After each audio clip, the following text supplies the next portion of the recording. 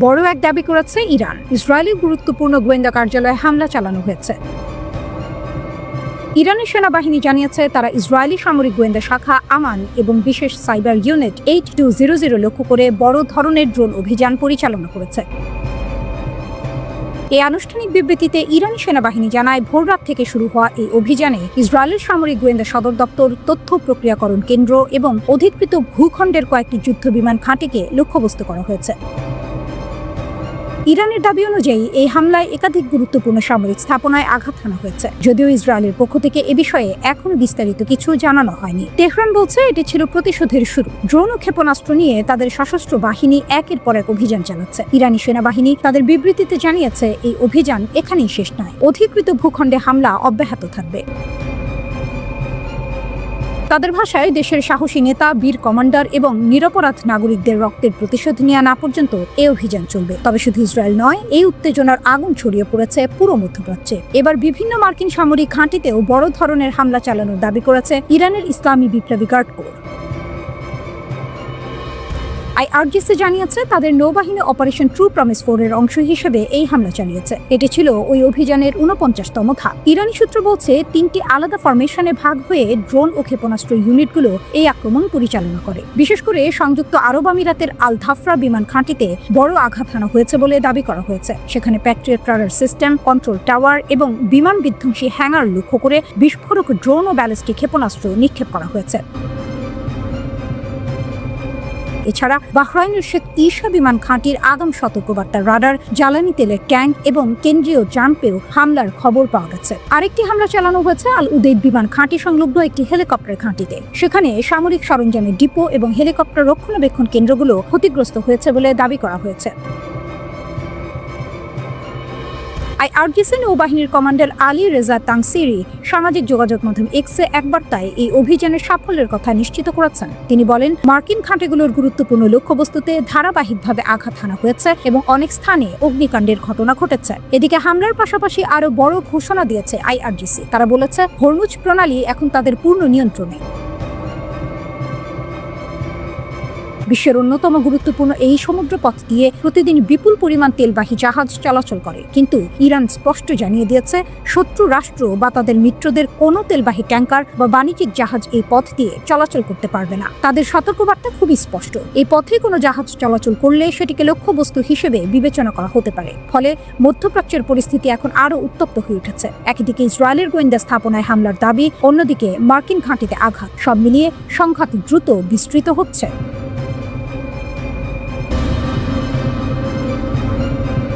বিশ্বের সবচেয়ে গুরুত্বপূর্ণ তেল পথগুলোর একটি হরমুজ প্রণালী এখন তীব্র উত্তেজনার কেন্দ্রবিন্দুতে। পরিস্থিতি এতটাই জটিল হয়ে উঠেছে যে অনেক বিশ্লেষক বলছেন এটা বৈশ্বিক অর্থনীতির জন্য বড় সংকটের ইঙ্গিত। হরমুজ প্রণালী একটি কৌশলগত সংকীর্ণ সমুদ্রপথ। এখান দিয়েই বিশ্বের প্রায় 1/5 তেল পরিবহন হয়। কিন্তু এখন সেই পথ কার্যত অচল হয়ে পড়েছে। ইরান প্রথমে ঘোষণা দেয় এই প্রণালী দিয়ে যেসব জাহাজ চলাচল করবে তাদের উপর হামলা চালানো হতে পারে। এরপর পরিস্থিতি আরো বিপজ্জনক হয়ে ওঠে। ইরান এই জলপথে সমুদ্র মাইন বসানো শুরু করেছে।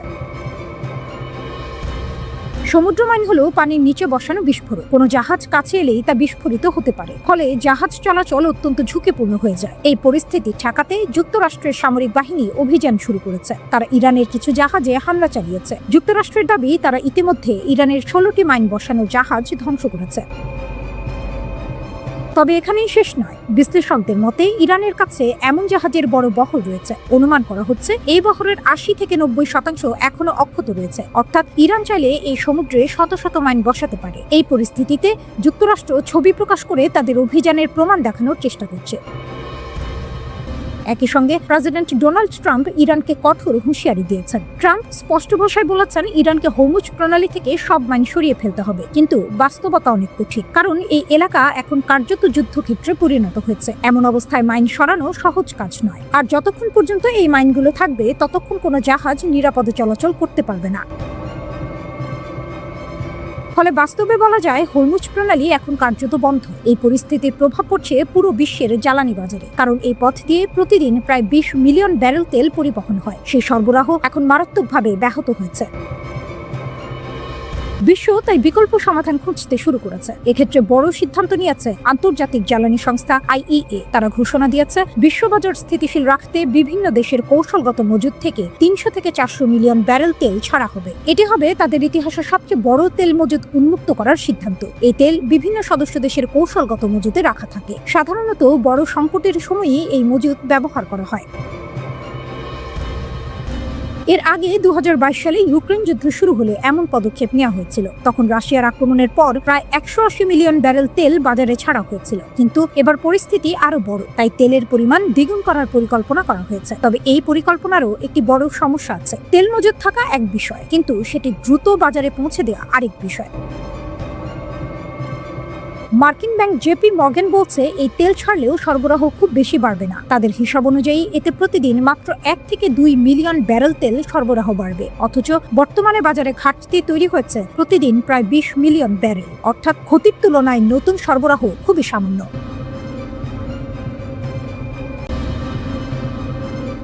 যুক্তরাষ্ট্র ও ইসরায়েলের হামলার জবাবে এবার আরও ভয়ঙ্কর পাল্টা আঘাতের ঘোষণা দিয়েছে ইরান। গত কয়েকদিন ধরে মার্কিন বোমারু বিমান এবং ইসরায়েলি যুদ্ধ বিমান ইরানের ওপর একের পর এক হামলা চালিয়ে যাচ্ছে। সামরিক ঘাঁটি, কমান্ড সেন্টার এবং ক্ষেপণাস্ত্র স্থাপনাগুলোকে লক্ষ্য করে চলছে অবিরাম বোমা বর্ষণ। একের পর এক বিস্ফোরণে কেঁপে উঠছে ইরানের বিভিন্ন শহর। কিন্তু আকাশে বোমার গর্জনের আড়ালে চুপচাপ নিজেদের পাল্টা আঘাতের প্রস্তুতি নিচ্ছিল ইরান। হঠাৎ করেই ইসরায়েলের বিভিন্ন শহরে বেজে ওঠে সাইরেন। আকাশে ছুটে আসে নতুন এক দফা ইরানি ব্যালিস্টিক ক্ষেপণাস্ত্র। মুহূর্তের মধ্যে সক্রিয় হয়ে ওঠে ইসরায়েলের শক্তিশালী বিমান প্রতিরক্ষা ব্যবস্থা। ইরানের ইসলামিক রিভলিউশনারি গার্ড কর্পস জানিয়েছে তারা এবার তাদের সবচেয়ে উন্নত ক্ষেপণাস্ত্রগুলোর কিছু ব্যবহার করেছে। এর মধ্যে রয়েছে খাইবার শেকান এবং কাদের ক্ষেপণাস্ত্র। ইরান বলছে বড় পরিসরের দীর্ঘস্থায়ী যুদ্ধের জন্য তারা ইতোমধ্যেই তাদের অস্ত্র ভাণ্ডার প্রস্তুত করেছে। ভারী ব্যালিস্টিক ও ক্রুজ ক্ষেপণাস্ত্র, ড্রোন এবং আক্রমণকারী নৌযান সবই প্রস্তুত রয়েছে। বিশ্লেষকদের মতে ইরানের সাম্প্রতিক হামলা অত্যন্ত পরিকল্পিত।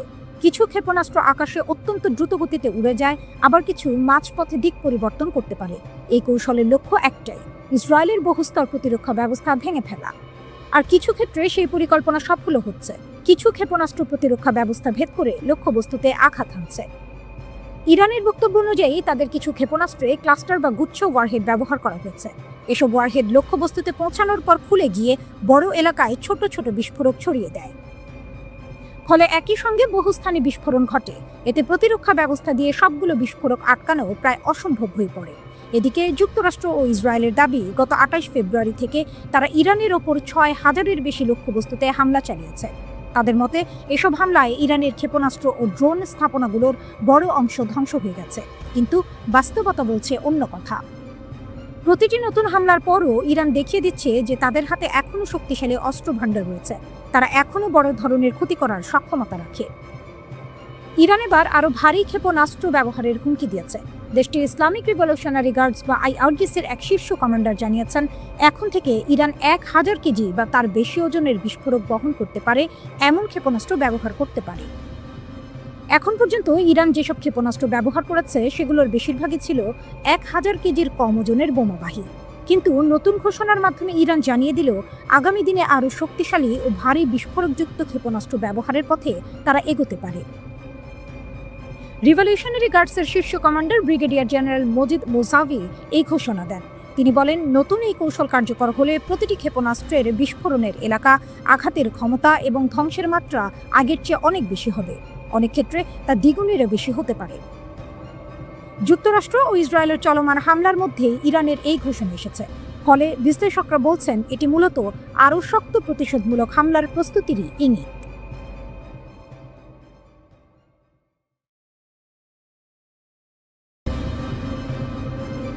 চীনের চালে চাপে পড়ে যাচ্ছে যুক্তরাষ্ট্র। মধ্যপ্রাচ্যে ভূ রাজনৈতিক উত্তেজনা প্রতিনিয়ত তীব্র হচ্ছে। কিন্তু এবার পরিস্থিতি বদলে দিয়েছে চীনের একটি বিশাল ভাসমান জাহাজ লিয়া ওয়াংওয়ান। ওমান সাগরে অবস্থান করা এই জাহাজের ভেতরে রয়েছে একাধিক নজরদারি এবং গোয়েন্দা প্রযুক্তি, যা মার্কিন যুক্তরাষ্ট্র, ইসরায়েল এবং উপসাগরীয় দেশগুলোর সামরিক কর্মকাণ্ড নজরদারি করতে সক্ষম। চীনের প্রেসিডেন্ট শি জিনপিং নিজের প্রশাসনের মাধ্যমে এই 30,000 টন ওজনের জাহাজকে একটি ভাসমান সুপার কম্পিউটার হিসেবে মোতায়েন করেছেন। লিয়া ওয়াংওয়ান এর সেন্সর বাবল প্রায় 6000 কিলোমিটার বিস্তৃত, যার মাধ্যমে এটি পুরো মধ্যপ্রাচ্যকে চোখের মতো নজর রাখতে পারে। এক নজরে জানানো যায় এটি একসাথে 1200টি মিসাইল এবং বিমান লক্ষ্যবস্তু ট্র্যাক করতে সক্ষম। এই জাহাজটি চীনের পরবর্তী প্রজন্মের গোয়েন্দা এবং মহাকাশ ট্র্যাকিং প্রযুক্তি সম্বলিত। 2025 সালে কমিশন করা হয় এটি। তবে এটি কোনো সাধারণ জাহাজ নয়। একজন আমেরিকান থিঙ্ক ট্যাঙ্কের বিশ্লেষক জানিয়েছেন, লিয়া ওয়াং কেবল জাহাজ নয়, এটি ভাসমান সুপার কম্পিউটার যা অদৃশ্য যুদ্ধক্ষেত্রের মানচিত্র তৈরি করতে পেটাবাইট ডেটা প্রক্রিয়াকরণ করে। এর রাডার এবং সেন্সরগুলো এতই উন্নত যে এটি মিসাইলের ধরন, আকাশী বিমান উড্ডয়ন এবং সম্ভাব্য আক্রমণ শনাক্ত করতে পারে। এখন ইরান সহজেই শত্রু দেশগুলোর কার্যক্রম এবং হামলার পরিকল্পনা পর্যবেক্ষণ করতে পারছে। এটি একটি অত্যন্ত শক্তিশালী সমরাষ্ট্র নজরদারি। হরমুজ প্রণালীর 6000 কিলোমিটার জুড়ে মোতায়েন এই জাহাজটি শুধু নজর রাখছে না, যুদ্ধের সময় ইরানের কৌশলও বদলে দিতে পারে। লিয়া ওয়াং 1 এর নিরাপত্তা নিশ্চিত করছে চীনের প্ল্যান 055 এবং টাইপ 052D ডেস্ট্রয়ার, যা এই ভাসমান কম্পিউটারকে আক্রমণ থেকে রক্ষা করছে। অর্থাৎ চীনের প্রশাসন সরাসরি ইরানের পাশে অবস্থান নিয়ে তার শক্তিশালী সমর্থন প্রদর্শন করছে। এটি শুধু একটি গোয়েন্দা জাহাজ নয়, মধ্যপ্রাচ্যের জন্য চীনের শক্তির এক সরাসরি বার্তা। বর্তমানে পারস্য উপসাগরীয় দেশ ইরান প্রতিনিয়ত মিসাইল এবং ড্রোন হামলা চালাচ্ছে। লিয়া ওয়াং 1 এর মাধ্যমে চীন পরোক্ষভাবে ইরানের পাশে দাঁড়াচ্ছে। এটি এমন এক দৃষ্টান্ত স্থাপন করছে যেখানে শুধুমাত্র নজরদারি এবং তথ্য সংগ্রহের মাধ্যমে যুদ্ধের পরিস্থিতি একদম পাল্টে ফেলা সম্ভব। একদিকে মার্কিন যুক্তরাষ্ট্র এবং ইসরায়েল এখনও বাস্তব সময়ে ইরানের হামলার পরিকল্পনা বুঝতে চেষ্টা করছে। অন্যদিকে চীনের এই ভাসমান সুপার কম্পিউটার ইরানকে দিয়েছে নতুন ধরনের সমরাষ্ট্র চোখ, যা মুহূর্তেই শত্রুর পরিকল্পনা ভেদ করতে সক্ষম। যুদ্ধক্ষেত্রে নতুন এই প্রযুক্তি শুধু সামরিক সমীকরণে বদলাচ্ছে না, এটি পুরো ভূ রাজনৈতিক স্থিতি ও মধ্যপ্রাচ্যের ভারসাম্যকেও পাল্টে দিচ্ছে। ইরান শুরু থেকেই চীনের সাহায্যে তার সমরাষ্ট্র ভাণ্ডারকে শক্তিশালী করেছে, আর এখন লিয়া ওয়াং 1 এর মাধ্যমে সে পেয়েছে গোয়েন্দা নজরদারিতে অপ্রতিরোধ্য শক্তি। মধ্যপ্রাচ্যের আকাশে, সমুদ্রে এবং দূরদর্শী নজরে চীনের ভাসমান সুপার কম্পিউটার একটি নতুন যুগের শুরুর নিদর্শন। একে শুধু একটি জাহাজ হিসেবে দেখলে হবে না, এটি যুদ্ধক্ষেত্রে ইরানের কৌশলগত শক্তিকে কয়েক গুণ বাড়াচ্ছে। যুদ্ধ এখন শুধু মিসাইল এবং বিমান হামলা নয়, এটি তথ্য এবং নজরদারির যুদ্ধও বটে। লিয়া ওয়াং 1 সেই দিকেই ইরানকে দিয়েছে অদম্য শক্তি, যা শত্রুদের চোখের সামনে এক নতুন বাস্তবতা গড়ে দিচ্ছে। মধ্যপ্রাচ্যের চলমান সংঘাত নিয়ে অনেকের মনে একটি প্রশ্ন ঘুরছে, ইরান কি সত্যিই একা যুদ্ধ করছে? অনেকেই মনে করেন এই যুদ্ধের সমীকরণ খুবই সহজ। একদিকে যুক্তরাষ্ট্র ও ইসরায়েল, আর অন্যদিকে শুধু ইরান। খবরের শিরোনামেও আমরা সাধারণত দেখি মিসাইল হামলা, ড্রোন আক্রমণ বা বিমান হামলার খবর। বিশ্লেষকের মতে ইরান পুরোপুরি একা নয়, এর পেছনে বিশ্বের দুই বড় শক্তি রাশিয়া ও চীন পরোক্ষভাবে ভূমিকা রাখছে, আর এখানেই যুদ্ধের কৌশলগত হিসাব অনেকটাই বদলে যায়। সাম্প্রতিক সময়ে দেখা যাচ্ছে ইরান খুব নির্ভুলভাবে বিভিন্ন জায়গায় মিসাইল হামলা চালাচ্ছে। তারা মূলত সামরিক ঘাঁটি, গোয়েন্দা স্থাপনা এবং গুরুত্বপূর্ণ অবকাঠামোকে লক্ষ্য করে আঘাত করছে। কিন্তু এমন নির্ভুল হামলা চালানোর জন্য শুধু মিসাইল থাকলেই হয় না, দরকার হয় রিয়েল টাইম গোয়েন্দা তথ্যের। উদাহরণ হিসেবে বলা যায় স্যাটেলাইট থেকে লক্ষ্যবস্তু শনাক্ত করা, সমুদ্রে থাকা যুদ্ধ জাহাজ বা অন্যান্য জাহাজের অবস্থান জানা, কিংবা শত্রুপক্ষের রাডারের অবস্থান সম্পর্কে তথ্য পাওয়া। প্রশ্ন হলো, ইরানের কি এত বড় স্যাটেলাইট নেটওয়ার্ক আছে? সাধারণভাবে বলা হয় ইরানের নিজস্ব স্যাটেলাইট ব্যবস্থা সীমিত। তাই অনেক বিশ্লেষকের ধারণা এই ধরনের তথ্যের একটি বড় উৎস হতে পারে রাশিয়া। রাশিয়ার কাছে উন্নত সামরিক গোয়েন্দা প্রযুক্তি ও স্যাটেলাইট ব্যবস্থা রয়েছে। রাশিয়া ইউক্রেন যুদ্ধের সময় ইরান রাশিয়াকে বিপুল সংখ্যক ড্রোন সরবরাহ করেছিল। এখন ধারণা করা হচ্ছে সেই সম্পর্কের প্রতিদান হিসেবে রাশিয়া ইরানকে গোয়েন্দা তথ্য দিয়ে সহায়তা করতে পারে। সহজভাবে বললে ইরান যুদ্ধক্ষেত্রে চাপ সৃষ্টি করছে আর রাশিয়া তথ্যগত সহায়তা দিচ্ছে, এমন ধারণা অনেক বিশ্লেষকের। চীনের ভূমিকা আবার একটু ভিন্ন ধরনের। চীন সাধারণত সরাসরি যুদ্ধে অংশ নেয় না, তাদের কৌশল হলো নীরবে প্রভাব বাড়ানো। তারা প্রায়ই অর্থনৈতিক সহায়তা, কূটনৈতিক সমর্থন, প্রযুক্তি সহযোগিতা বা সামরিক সরঞ্জাম দিয়ে অংশীদার দেশগুলোকে শক্তিশালী করে।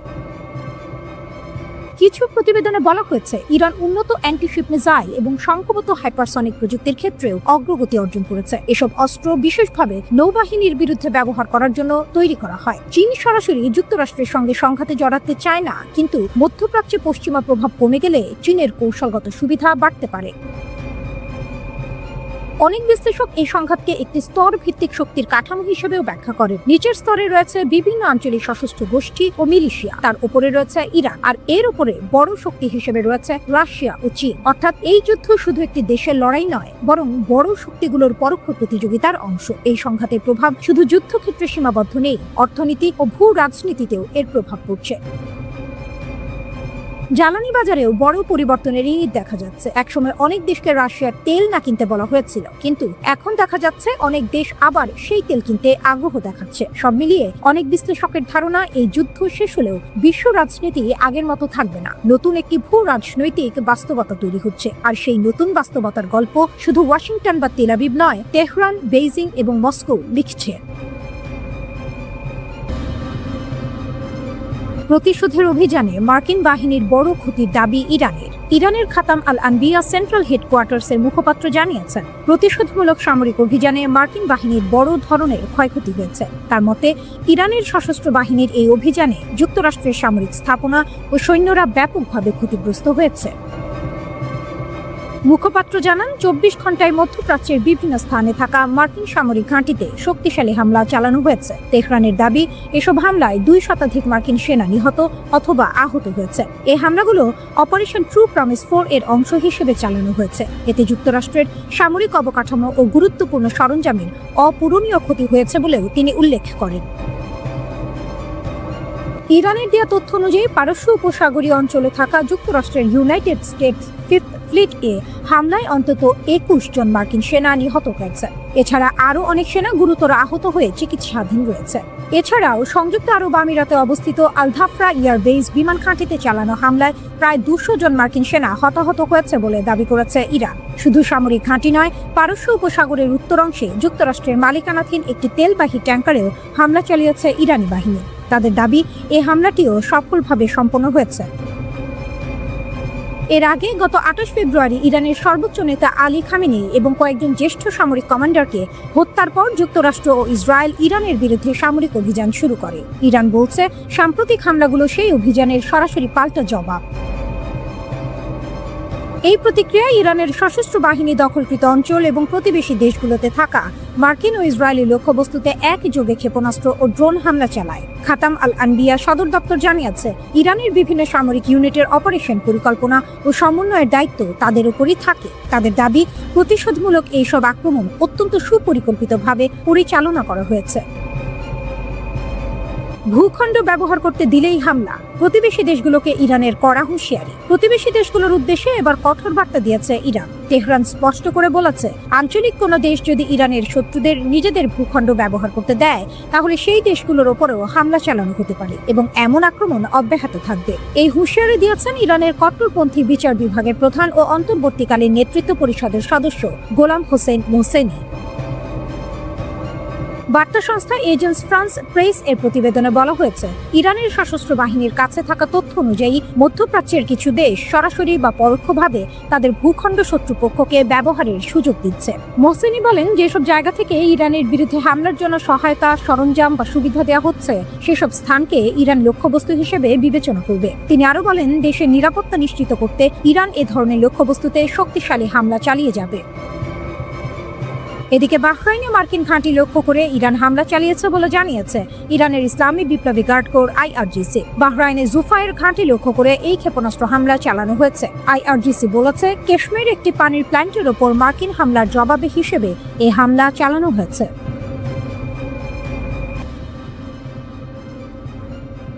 মার্কিন ঘাঁটিতে হামলায় ইরানকে কি তবে গোয়েন্দা তথ্য দিচ্ছে রাশিয়া? মধ্যপ্রাচ্যে থাকা মার্কিন সামরিক স্থাপনাগুলোর অবস্থান সম্পর্কে গুরুত্বপূর্ণ গোয়েন্দা তথ্য ইরানকে দিচ্ছে রাশিয়া। এর ফলে উপসাগরীয় অঞ্চলে মার্কিন বাহিনীর ওপর হামলার পরিকল্পনা করতে তেহরানের জন্য অনেক সুবিধা হচ্ছে। বিষয়টি সম্পর্কে অবগত মার্কিন কর্মকর্তাদের বরাতে এমন তথ্য প্রকাশ করেছে দ্য ওয়াশিংটন পোস্ট। প্রতিবেদন অনুযায়ী সংঘাত শুরু হওয়ার পর থেকেই রাশিয়া ইরানকে মধ্যপ্রাচ্যে থাকা মার্কিন সামরিক সম্পদের অবস্থান সম্পর্কে তথ্য দিয়ে আসছে। এসব তথ্যের মধ্যে রয়েছে মার্কিন যুদ্ধজাহাজ, সামরিক বিমান এবং বিভিন্ন সামরিক ঘাঁটির অবস্থান। একজন মার্কিন কর্মকর্তা বলেন, এই সহায়তাকে বেশ বিস্তৃত একটি প্রচেষ্টা বলেই মনে হচ্ছে। এর আগে দ্য নিউ ইয়র্ক টাইমস এক বিশ্লেষণে জানায়, মধ্যপ্রাচ্যের চলমান সংঘাতে ইরানের হামলায় উপসাগরীয় অঞ্চলের অন্তত 7টি মার্কিন সামরিক স্থাপনার যোগাযোগ ও রাডার ব্যবস্থার কাছাকাছি থাকা অবকাঠামো ক্ষতিগ্রস্ত হয়েছে। ইরানের এসব হামলার লক্ষ্য ছিল বাহরাইন, কাতার, কুয়েত, সৌদি আরব এবং আরব আমিরাতে থাকা মার্কিন ঘাঁটিগুলো। এসব হামলায় স্যাটেলাইট যোগাযোগ টার্মিনাল, রাডার ডোম সহ এমন কিছু গুরুত্বপূর্ণ যন্ত্রপাতি ক্ষতিগ্রস্ত হয়েছে যেগুলো উপসাগরীয় অঞ্চলে মার্কিন বাহিনীর কমান্ড অ্যান্ড কন্ট্রোল নেটওয়ার্কের গুরুত্বপূর্ণ অংশ। এই বিশ্লেষণে একটি বড় প্রশ্ন উঠেছে, কিভাবে ইরান এত নিখুঁতভাবে বিভিন্ন দেশে থাকা সংবেদনশীল মার্কিন স্থাপনাগুলোকে লক্ষ্যবস্তু করতে পারছে। ওয়াশিংটন পোস্টের প্রতিবেদনে বলা হয়েছে, রাশিয়ার দেয়া গোয়েন্দা তথ্য ইরানকে এসব হামলার পরিকল্পনা করতে সাহায্য করছে। কর্মকর্তাদের মতে, যুদ্ধ শুরু হওয়ার এক সপ্তাহেরও কম সময়ের মধ্যে মার্কিন বাহিনীর অবস্থান শক্ত করার ক্ষেত্রে ইরানের নিজস্ব সক্ষমতা কিছুটা ক্ষতিগ্রস্ত হয়েছে। তাই বাইরের গোয়েন্দা তথ্য তেহরানের জন্য আরো বেশি গুরুত্বপূর্ণ হয়ে উঠেছে। তবে ইরানের সঙ্গে ঘনিষ্ঠ সম্পর্ক থাকা সত্ত্বেও চীন এই সংঘাতে তেহরানকে কোনো সামরিক সহায়তা দিচ্ছে বলে এখনো কোনো ইঙ্গিত পাওয়া যায়নি। বিশ্লেষকদের মতে, প্রতিরক্ষা সহযোগিতার ক্ষেত্রে রাশিয়ার সঙ্গে ইরানের সম্পর্ক চীনের তুলনায় অনেক বেশি গভীর। 2022 সালে ভ্লাদিমির পুতিন ইউক্রেনে পূর্ণমাত্রার সামরিক অভিযান শুরু করার পর থেকে তেহরান মস্কোর অন্যতম গুরুত্বপূর্ণ অংশীদার হয়ে ওঠে। ইরান রাশিয়াকে এমন প্রযুক্তি দিয়েছে যার মাধ্যমে কম খরচে আক্রমণাত্মক ড্রোন তৈরি করা সম্ভব হয়েছে। এই ড্রোনগুলো ইউক্রেনের বিভিন্ন শহরে হামলায় ব্যবহার করা হয়েছে এবং কিয়েভ এর আকাশ প্রতিরক্ষা ব্যবস্থার উপর বড় ধরনের চাপ তৈরি করেছে। এ বিষয়ে অবগত এক মার্কিন কর্মকর্তা বলেন, রাশিয়ানরা খুব ভালোভাবেই জানে যুক্তরাষ্ট্র ইউক্রেনকে কি ধরনের সহায়তা দিচ্ছিল, তাই কিছুটা প্রতিশোধ নেওয়ার সুযোগ তারা পেয়ে খুশি হয়েছে। অন্যদিকে যুক্তরাষ্ট্র ও ইসরায়েলের সমন্বিত হামলার পরও ইরান পিছু হটার কোনো লক্ষণ দেখাচ্ছে না। তেহরান সামরিক স্থাপনা, কূটনৈতিক মিশন এবং জ্বালানি অবকাঠামোতে হামলা চালিয়ে ওয়াশিংটন ও তার আঞ্চলিক মিত্রদের ওপর চাপ বাড়ানোর চেষ্টা করেছে। সবচেয়ে আলোচিত হামলাগুলোর একটি ছিল কাতারের আল উদেইদ এয়ারবেস, যা মধ্যপ্রাচ্যে যুক্তরাষ্ট্রের সবচেয়ে বড় সামরিক ঘাঁটি। এছাড়া রিয়াদ ও কুয়েতে অবস্থিত মার্কিন দূতাবাসেও ইরানি ড্রোন আঘাত হেনেছে। পাশাপাশি সৌদি আরব ও কাতারের তেল ও গ্যাস অবকাঠামোতেও একাধিক হামলা চালানো হয়েছে।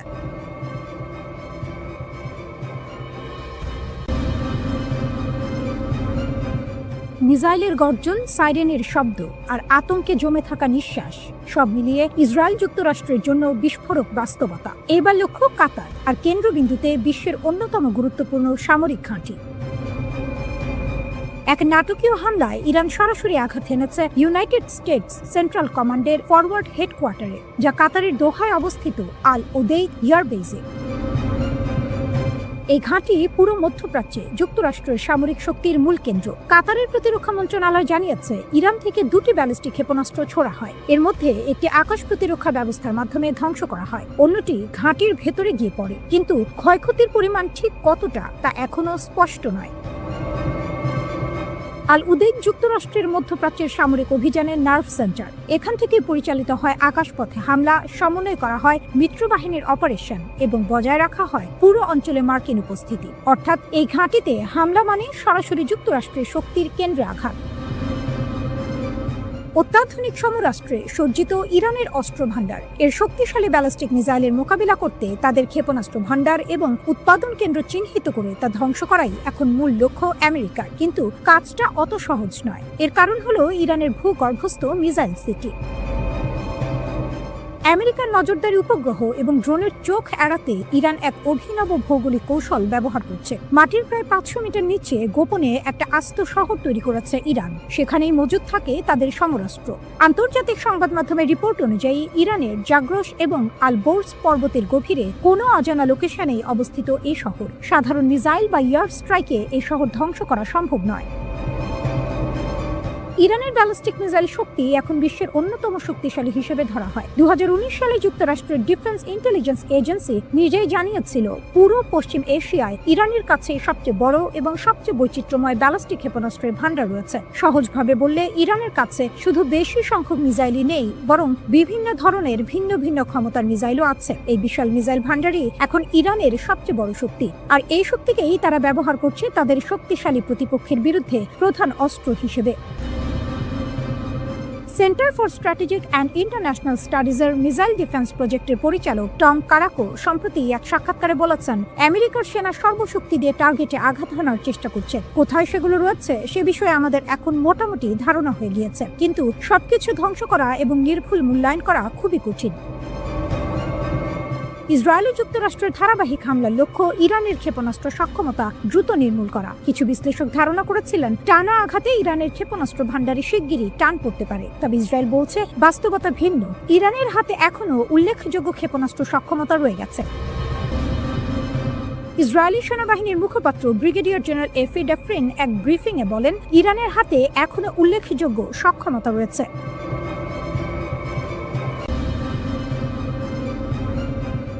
ফাতা-2 ইরানের মারাত্মক ক্ষেপণাস্ত্র।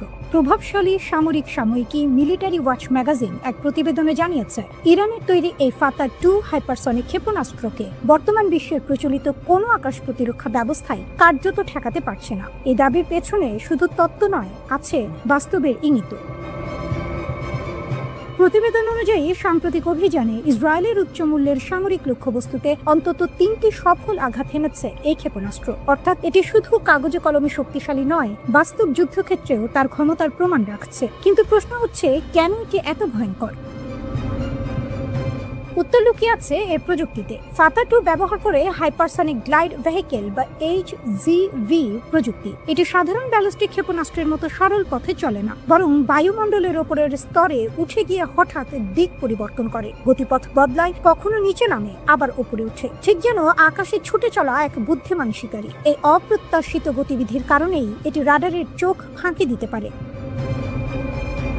প্রচলিত প্রতিরক্ষা ব্যবস্থা যেখানে নির্দিষ্ট গতিপথ ধরে লক্ষ্যবস্তু ধ্বংস করতে চায়, সেখানে ফাতা-2 নিজের পথ নিজেই বদলে নেয়, ফলে সেটিকে ট্র্যাক করা প্রায় অসম্ভব হয়ে পড়ে। আর আছে এর গতি, যা আতঙ্কের মূল। ফাতা-2 ছুটতে পারে শব্দের গতির 10 গুণ বেশি, অর্থাৎ ম্যাক 10 গতিতে। এমন গতিতে কোনো বস্তু এগোলে সেটিকে থামাতে হলে প্রতিরক্ষা ব্যবস্থাকে আরও দ্রুত হতে হবে। ইসরায়েলের শীর্ষ প্রতিরক্ষা প্রতিষ্ঠান রাফায়েল অ্যাডভান্স ডিফেন্স সিস্টেমস এর ভাইস প্রেসিডেন্ট ইউভান বাসাস্কি একসময় স্বীকার করেছিলেন, বর্তমানের প্রতিরক্ষা প্রযুক্তি এই চ্যালেঞ্জ মোকাবিলায় প্রস্তুত নয়। তার মতে ম্যাক 10 গতির ক্ষেপণাস্ত্র থামাতে হলে ইন্টারসেপ্টরকে প্রায় ম্যাক 30 গতিতে পৌঁছাতে হবে। কিন্তু এখানেই আসে বাস্তবতার দেয়াল। বায়ুমণ্ডলের ঘর্ষণ এমন উচ্চ গতিকে কার্যত অসম্ভব করে তোলে। অর্থাৎ প্রযুক্তি যতই উন্নত হোক, প্রকৃতির নিয়মের সামনে তা থমকে যায়। এই কারণেই সামরিক বিশ্লেষকরা বলছেন, যুক্তরাষ্ট্র ও ইসরায়েলের বর্তমান আকাশ প্রতিরক্ষা ব্যবস্থা ইতিমধ্যে চাপে ছিল।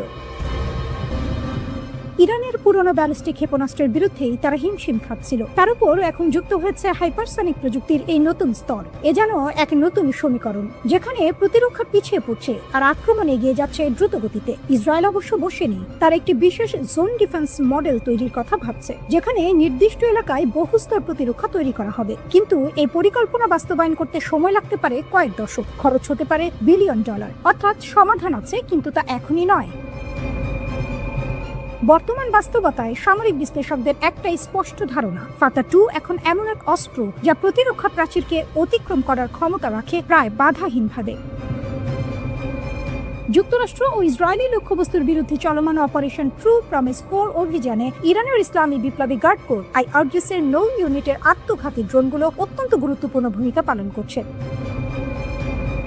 যুদ্ধের চতুর্থ দিনে একটি বিশেষ কৌশলগত পরিবর্তন লক্ষ্য করা গেছে, যেখানে IRGC-র অ্যারোস্পেস ফোর্স এবং নেভি ইউনিটের মধ্যে সুনির্দিষ্ট দায়িত্ব ভাগ করে দেওয়া হয়েছে। প্রাপ্ত তথ্যানুযায়ী পারস্য উপসাগরীয় অঞ্চলে অবস্থিত মার্কিন সামরিক ঘাঁটিগুলোতে আঘাত হানার মূল দায়িত্ব এখন IRGC নেভির ওপর ন্যস্ত করা হয়েছে।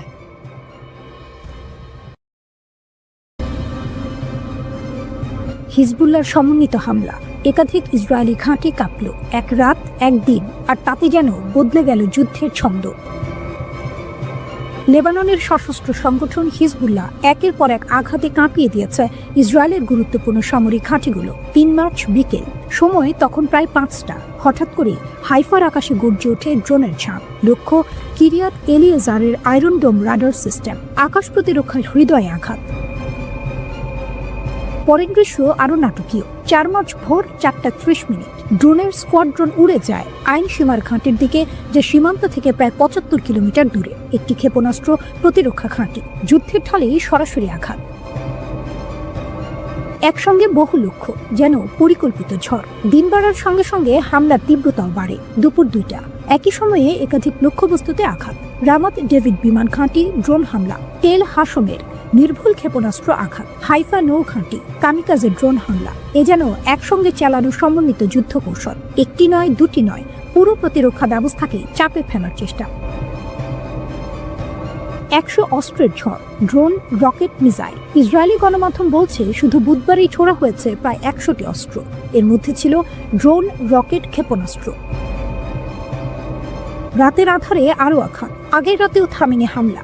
রাত 1:20 মেতুলা এলাকায় জড়ো হওয়া ইসরায়েলি সেনাদের উপর রকেট হামলা। রাত 2টা, ড্রোন আঘাত হানে ইসরায়েল এরোস্পেস ইন্ডাস্ট্রিজ এর সদর দফতরে, যা ইসরায়েলের প্রতিরক্ষা প্রযুক্তির কেন্দ্র। রাত 3:30 সাফাদের পূর্বে গিভাত ড্রোন কন্ট্রোল বেজে নির্ভুল ক্ষেপণাস্ত্র হামলা। একই সঙ্গে আঘাত হানে দাদো বেজ, উত্তর অঞ্চলীয় কমান্ডের গুরুত্বপূর্ণ কেন্দ্র। স্থলযুদ্ধেও আঘাত। শুধু আকাশ নয়, স্থলেও তীব্র সংঘর্ষ। লেবাননের হুলা গ্রামে প্রথমে একটি সাঁজোয়া যান ধ্বংস, তারপর একটি মেরকাভা ট্যাঙ্ক সরাসরি আঘাতে বিধ্বস্ত। হিজবুল্লাহ তাদের হামলার ভিডিও প্রকাশ করেছে। মেরন ঘাঁটিতে ড্রোন হামলা, আরেকটি ভিডিওতে ট্যাঙ্ক ধ্বংসের মুহূর্ত। ইরান বিরোধী সামরিক অভিযানের প্রথম 4 দিনেই মধ্যপ্রাচ্যে যুক্তরাষ্ট্রের প্রায় 200 কোটি মার্কিন ডলারের সামরিক সরঞ্জাম ক্ষতিগ্রস্ত হয়েছে। আনাদোলু এজেন্সির সংগৃহীত তথ্যের ভিত্তিতে এই হিসাব প্রকাশ করা হয়েছে। সবচেয়ে বড় ক্ষতির ঘটনা ঘটে কাতারের আল উদেইদ বিমান ঘাঁটিতে। সেখানে স্থাপিত যুক্তরাষ্ট্রের একটি দূরপাল্লার আগাম সতর্কতামূলক রাডার ব্যবস্থা ক্ষেপণাস্ত্র হামলায় আঘাতপ্রাপ্ত হয়। রাডারটির আনুমানিক মূল্য প্রায় 110 কোটি ডলার। কাতার কর্তৃপক্ষ রাডারে আঘাত ও ক্ষয়ক্ষতির বিষয়টি নিশ্চিত করেছে। এছাড়া কুয়েতে মিত্র সুলভ গোলাবর্ষণ এর ঘটনায় 3টি মার্কিন যুদ্ধবিমান ধ্বংস হয়েছে। কুয়েতের বিমান প্রতিরক্ষা ব্যবস্থার ভুল গুলিতে এই ঘটনা ঘটে বলে জানানো হয়েছে। 6 জন ক্রু সদস্য প্রাণে বেঁচে গেলেও বিমানগুলো সম্পূর্ণ ধ্বংস হয়ে যায়। এগুলোর প্রতিস্থাপন মূল্য প্রায় 28 কোটি 20 লাখ ডলার ধরা হয়েছে। হরমুজ প্রণালী দিয়ে এখন শুধুমাত্র চীনা জাহাজ চলাচল করতে পারবে। ইরান জানিয়েছে অনুমতি ছাড়া অন্য কোনো জাহাজ প্রণালী অতিক্রম করলে তা বিপদে পড়তে পারে। ইসলামিক রিভলিউশনারি গার্ড জানিয়েছে তারা প্রণালী পুরোপুরি নিয়ন্ত্রণ করছে এবং যে কোনো জাহাজ ক্ষেপণাস্ত্র বা ড্রোন হামলার ঝুঁকিতে রয়েছে। অবিশ্বাস্য এক দাবি করেছে Islamic revolutionary guard corps IRGC। তাদের ভাষ্য, পারস্য উপসাগরের সীমানা পেরিয়ে এবার তারা সরাসরি ভারত মহাসাগরে থাকা একটি মার্কিন ডেস্ট্রয়ারে আঘাত হেনেছে। IRGC জানিয়েছে এই হামলায় ব্যবহার করা হয়েছে 2টি শক্তিশালী অস্ত্র। একটি হল গাদার 380 ব্যালিস্টিক ক্ষেপণাস্ত্র, অন্যটি তালাইয়ে ক্রুজ মিসাইল। গাদার 380 একটি মাঝারি পাল্লার ব্যালিস্টিক মিসাইল। এর সর্বোচ্চ পাল্লা প্রায় 2000 কিলোমিটার, অর্থাৎ এটি দূরবর্তী লক্ষ্যবস্তুতে আঘাত হানতে সক্ষম। অন্যদিকে তালাইয়ে ক্রুজ মিসাইলের পাল্লা প্রায় 1000 কিলোমিটার। সবচেয়ে ভয়ঙ্কর বিষয়, এটি মাঝপথেই নিজের লক্ষ্য পরিবর্তন করতে পারে। মানে শত্রু যদি ভাবেও যে আক্রমণ এড়িয়ে গেছে, তবুও শেষ মুহূর্তে সেটি ফিরে আসতে পারে। সামরিক বিশ্লেষকদের মতে এই হামলার আসল গুরুত্ব অন্য জায়গায়। ভারত মহাসাগরের মতো দূরবর্তী এলাকায় গিয়ে মার্কিন নৌবাহিনীকে টার্গেট করা এটি স্পষ্ট এক বার্তা। বার্তাটি হলো ইরান এখন শুধু নিজের আশপাশে নয়, দূর সমুদ্রেও যুক্তরাষ্ট্রের উপস্থিতিকে চ্যালেঞ্জ করতে প্রস্তুত। IRGCর দাবি অনুযায়ী হামলার সময় মার্কিন ডেস্ট্রয়ারটি একটি ট্যাঙ্কার থেকে জ্বালানি নিচ্ছিল, অর্থাৎ এটা ছিল সবচেয়ে দুর্বল মুহূর্ত। ঠিক সেই সময়ে আঘাত হানা হয়েছে। এমন আঘাত মনস্তাত্ত্বিক চাপও তৈরি করে, কারণ সমুদ্রে নিরাপদ মনে করা শক্তিশালী নৌবহরও যদি আক্রমণের শিকার হয়, তাহলে সেই নিরাপত্তা আর নিরাপদ থাকে না। গোয়েন্দা তথ্যের বরাত দিয়ে বিবৃতিতে আরও জানানো হয়েছে, ক্ষেপণাস্ত্রের আঘাতে মার্কিন ডেস্ট্রয়ার ও ট্যাঙ্কার উভয় জাহাজে ভয়াবহ অগ্নিকাণ্ডের সৃষ্টি হয় এবং সমুদ্রের আকাশে কালো ধোঁয়ার কুণ্ডলী দেখা যায়। ইরানি সামরিক বাহিনী এই অভিযানকে ইরান বিরোধী মার্কিন ও জায়নবাদী আগ্রাসনের বিরুদ্ধে একটি চূড়ান্ত ও দাঁত ভাঙা জবাব হিসেবে বর্ণনা করেছে। এই উত্তেজনার কেন্দ্রে রয়েছে মার্কিন বিমানবাহী রণতরী USS আব্রাহাম লিঙ্কন। ভারত মহাসাগরে যুক্তরাষ্ট্রের শক্তির প্রতীকগুলোর একটি এটি। IRGC দাবি করছে তাদের ট্রু প্রমিস 4 অভিযানে এই রণতরীকেও লক্ষ্যবস্তু করা হয়েছে, যা যুক্তরাষ্ট্রের নৌ কৌশলের জন্য বড় এক চ্যালেঞ্জ। কিন্তু এই লড়াই শুধু সমুদ্রে সীমাবদ্ধ নয়, এটি এখন বহুমাত্রিক। ইসরায়েলের ভেতরে হামলা, কাতার, সংযুক্ত আরব আমিরাত, কুয়েত ও সৌদি আরবে মার্কিন স্বার্থে আঘাত, সব মিলিয়ে যুদ্ধ এখন ছড়িয়ে পড়েছে আকাশ, স্থল ও সমুদ্রে। ইরান যদি দীর্ঘ সময় ধরে এই সক্ষমতা ধরে রাখতে পারে, তাহলে এটি শুধু সামরিক নয়, অর্থনৈতিক ভারসাম্য বদলে দিতে পারে। বিশ্লেষকদের মতে ইরানের কৌশল এখন 3 স্তরে কাজ করছে। প্রথমত, মিসাইল ও ড্রোন দিয়ে সরাসরি আঘাত। দ্বিতীয়ত, মার্কিন মিত্র দেশগুলোর ওপর চাপ তৈরি। তৃতীয়ত, দীর্ঘমেয়াদী যুদ্ধ চালিয়ে যাওয়ার সক্ষমতা দেখানো। সংবাদ সংস্থা এএফপি জানিয়েছে, জেরুজালেমে ক্ষেপণাস্ত্রের বিস্ফোরণের শব্দ পাওয়া গিয়েছে। তার আগে সতর্ক করতে ইসরায়েলের প্রতিরক্ষা বাহিনী শহরের বিভিন্ন অংশে এয়ার রেইডের সাইরেন বাজায়। বাসিন্দাদের অনেকে বাংকারে আশ্রয় নেন বলে জানা গিয়েছে। ইরানের সরকারি সংবাদ মাধ্যমের প্রতিবেদনে তাদের এক নৌবাহিনীর কমান্ডারকে উদ্ধৃত করে বলা হয়েছে, যুদ্ধের শুরু থেকে এখনো পর্যন্ত 10টিরও বেশি জাহাজ এবং ট্যাঙ্কারকে লক্ষ্য করে হামলা চালিয়েছে আইআরজিসি।